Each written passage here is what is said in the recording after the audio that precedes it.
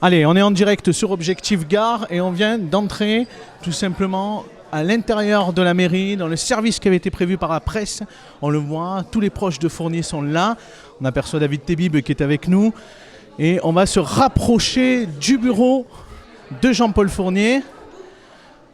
On est accompagné par le service presse et communication de la ville qui nous accompagne vers le bureau de Jean-Paul Fournier pour avoir sa première réaction dans les coulisses, effectivement. On aperçoit le maire de Générac. Restez avec nous en direct, on va arriver dans quelques instants dans le bureau de Jean-Paul Fournier pour avoir sa première déclaration du maire sortant qui vient donc, et qui va nous le confirmer probablement, il est donc réélu pour un 4e mandat. Allez, on rentre tout de suite dans le bureau, on va s'approcher de Jean-Paul Fournier immédiatement pour avoir sa première réaction.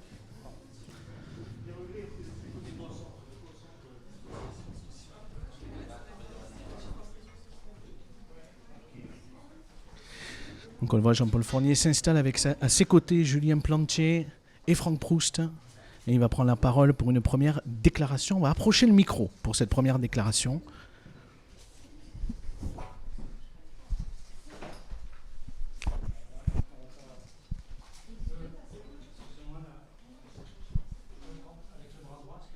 Bien, mesdames, messieurs, je ne vous cache pas ma joie ce soir à la lecture des résultats, puisqu'ils me donnent largement en tête.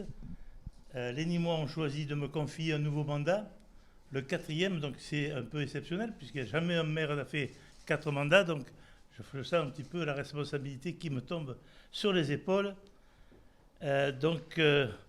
Pour gérer les destinées de la capitale du Gard, la 3e ville d'Occitanie, 17e ville de France, je le rappelle, j'en ressens une immense fierté, mais en mesure la charge qui sera la mienne au lendemain de la crise sanitaire inédite et face à une crise sociale et économique sans précédent.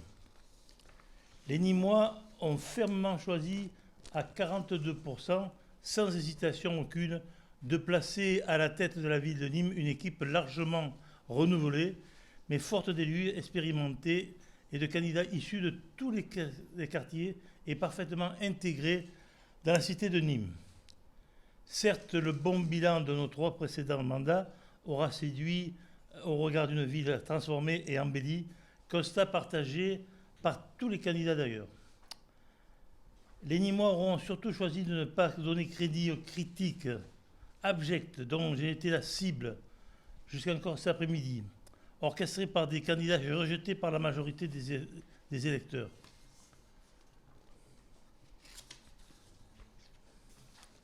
C'est des électeurs qui ont condamné ces anciennes pratiques délétères d'un ancien monde dont personne ne veut plus, patiner d'alliances contre nature pour satisfaire des égos surdimensionnés.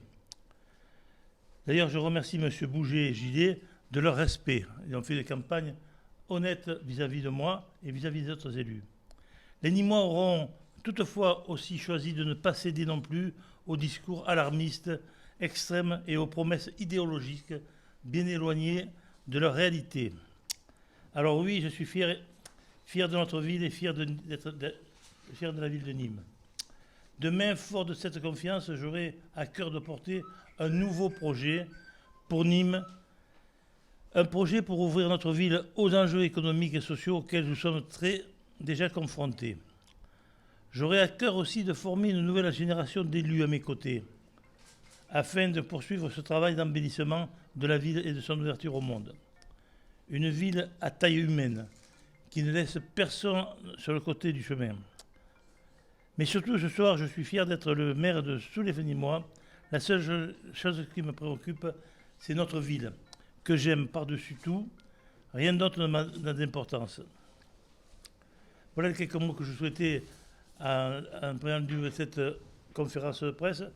Donc aussi dire qu'effectivement, ce résultat est quand même porteur d'espoir aussi pour l'agglo. Je pense que mon ami Franck Proust sera élu président de l'agglo. Ça, j'en suis pratiquement sûr, parce qu'aujourd'hui, il y a une dynamique qui va se créer autour de mon élection, et je pense qu'il sera élu président de l'agglo. Donc on va un petit peu changer les méthodes et surtout se libérer d'un individu qui n'a pas été très correct pendant cette campagne. Voilà. Est-ce que vous avez des questions? Est-ce que vous irez au bout de ce mandat? Je l'ai dit depuis le début. Je ne vais pas le répéter. Je crois que j'ai été clair. J'ai dit depuis le début, oui, je suis élu pour 6 ans. Alors, je vous dis franchement, ça c'est une découverte. Je ne renouvellerai pas un 5e mandat. Bon, voilà. Quel est votre souhait, votre envie, le souhait premier pour ces 6 prochaines années, le souhait le plus important? Eh bien, écoutez, c'est d'abord faire de cette ville ce qu'on a fait pendant 19 ans maintenant, la faire rayonner, la faire surtout rayonner pour ses qualités, pour son patrimoine et pour les qualités qu'a cette ville, parce qu'effectivement, on l'a changé cette ville, je crois qu'on l'a dit, c'est important, mais on a carrément changé la ville. Monsieur Fournier, c'est votre 4e victoire. C'est une victoire, on pourrait dire, qui est entachée quand même par l'abstention. Qu'est-ce que vous ressentez? Parce que ce n'est pas la même victoire qu'en 2001, qu'en 2008, qu'en 2014, quand on voit qu'il n'y a que 30% des votants à Nîmes qui ont des inscrits à Nîmes qui ont voté. C'est même moins que les votants aux européennes. Écoutez, ça, on ne choisit pas du tout le nombre d'électeurs qu'il va y avoir. Je regrette qu'il n'y ait pas plus d'électeurs, c'est vrai. Mais est-ce que ça aurait été la même chose avec plus d'électeurs? Je pense que oui, puisqu'effectivement, c'est une carte postale de cet électorat qui a été séduit. Monsieur Fournier, on semble revenir sur une configuration droite-gauche au conseil municipal. Vous confirmez ces résultats de Saint-Roger 2e, Jean Lachaud 3e et Yvonne Gillet 4e? Je pense qu'il y a un retour, effectivement, à des relations droite-gauche, parce que les personnes qui sont présentées sur la liste LRM n'ont pas fait beaucoup de voix. On le voit sur les autres, je n'ai pas tous les résultats, mais sur le peu de résultats qu'on a, on se rend compte que le parti présidentiel a été pas très bon et n'a pas réussi sa manœuvre pour les élections municipales. Vous avez déjà reçu des messages de vos adversaires? Non, pour l'instant non. Pour l'instant non. Au niveau de l'agglo, combien vous allez avoir de délégués à peu près? Est-ce que vous avez fait le calcul? 37 délégués, donc ça risque quand même d'être compliqué. On sait qu'il y a Eddy Valadier qui compte se présenter aussi avec les maires. 37 délégués, c'est pas la moitié. Je crois qu'on a 105 délégués communautaires. Il vous en faudrait 53. Il va y avoir une dynamique quand même. Après cette élection municipale, 42% des gens ont voté pour moi.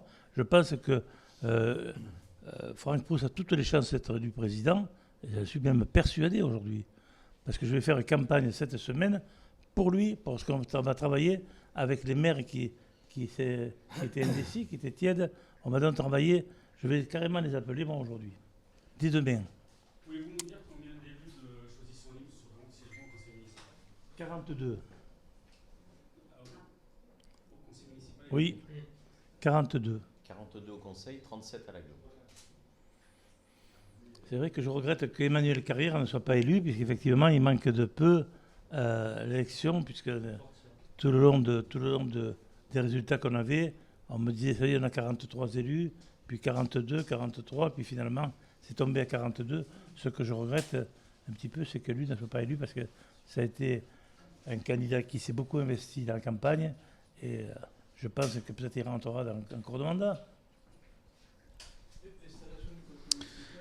On était donc à la conférence de presse de Jean-Paul Fournier. Dans quelques instants, on va avoir quelques réactions qui vont arriver avec nombreuses personnalités que l'on va faire réagir tout au long de la soirée sur Objectif Gare. Continuez à nous suivre, continuez à vous rendre sur le site pour voir les résultats commune par commune, pas y compris qu'à Nîmes, sur l'ensemble des communes qui sont concernées par un second tour ce soir.